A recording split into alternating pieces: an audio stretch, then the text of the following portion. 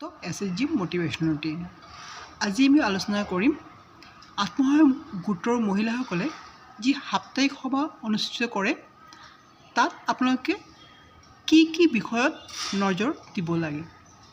যেহেতু আমি জানো যে আত্মসহায়ক গোটৰ প্ৰতি সপ্তাহতে এটা মিটিং কৰিব লাগে আৰু তাত টকা জমা কৰিব লাগে।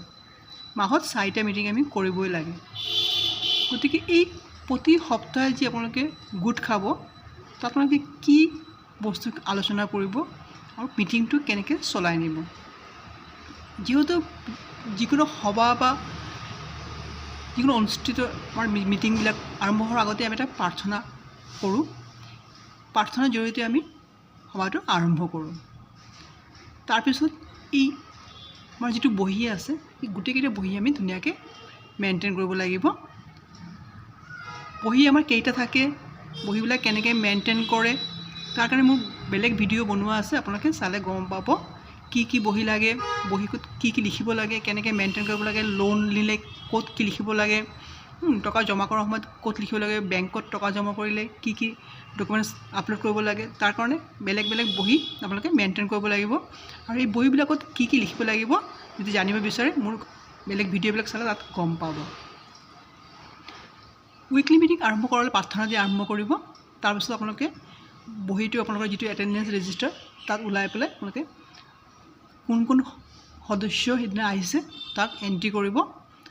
তাৰপিছত আপোনালোকৰ যি প্ৰচিডিউৰ আছে প্ৰচিডিউৰ বহীত উঠাই তাত লিখিব লাগিব যে সভাটো কাৰ ঘৰত অনুষ্ঠিত হৈছে, কোন তাৰিখে অনুষ্ঠিত হৈছে, কেইটা বজাত অনুষ্ঠিত হৈছে, তাৰ গোটেইখিনি আপোনাৰ ডিটেইলছ লিখিব লাগিব। লিখাৰ পিছত আপোনালোকে সেইদিনা সভাত কি আলোচনা কৰিব। প্ৰথম আলোচনাটো হ'ব আপোনালোকৰ ছেভিংছ। সপ্তাহত যি টকা আপোনালোকে জমা কৰে সেই জমা টকাটো আপোনালোকে কালেকশ্যন কৰিব, কোনে দিছে তাক লিখিব আৰু ছিগনেচাৰ ল'ব। তাৰপিছত হ'ব আপোনালোকৰ লোন, কোনে কিমান টকা লোন লৈছিলে, যদি কোনোবা লোন দিব বিচাৰিছে তাৰ ইণ্টাৰেষ্ট কিমান হৈছিলে, কিমান টকা তেওঁ ইণ্টাৰেষ্ট দিছে, কিমান টকা মূল দিছে, সেই গোটেইখিনি আপোনালোকে বহীত লিখিব লাগিব। লিখাৰ পিছত আপোনালোকৰ যদি কোনোবাই নতুনকৈ ঋণ ল'ব বিচাৰিছে তাতো আপোনালোকে এণ্ট্ৰি কৰিব লাগিব, কিমান দিনৰ কাৰণে লোন লৈছে, কিমান টকা ইণ্টাৰেষ্টত লৈছে, সেই গোটেইখিনি আপোনালোকে ইয়াত আলোচনা কৰিব লাগিব আৰু কিহৰ কাৰণে লোন লৈছে সেইটো আপোনালোকে জানিব লাগিব।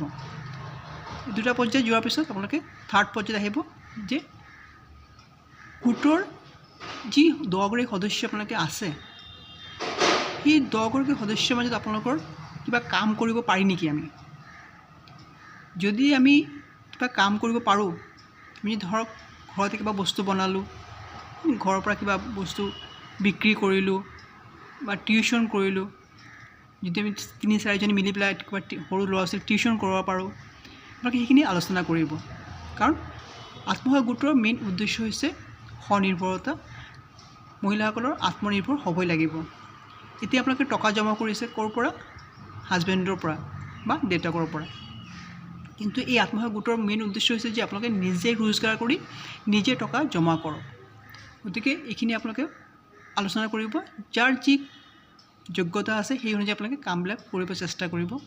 কাৰণ অকলে কৰাতকৈ যদি 10গৰাকী মিলি পেলাই কৰে তেন্তে অলপ কামটো ভাল হয়, তাৰ পৰা ৰোজগাৰটো অলপ বেছি হয়। গতিকে আচাৰ বনোৱা কাম আছে, চিলাই কৰা কাম আছে, বহু কাম আছে, যদি আপোনালোকে কৰিব বিচাৰে আলোচনা কৰিব। কৰি আপোনালোকৰ প্ৰজেক্ট ছাপ্লাইও কৰিব পাৰে অফিচবিলাকত।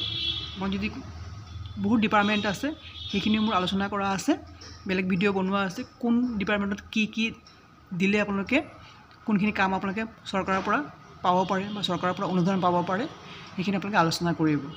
গতিকে মেইন উদ্দেশ্য হৈছে আপোনালোকৰ সপ্তাহ মিটিংটো এইটো কাৰণে যে নিজে কেনেকৈ আত্মনিৰ্ভৰ হ'ব পাৰি সেইটো আলোচনা কৰা। যদি ভিডিঅ'টো ভাল লাগে লাইক শ্বেয়াৰ কৰিব, ছাবস্ক্ৰাইব কৰিব। ধন্যবাদ।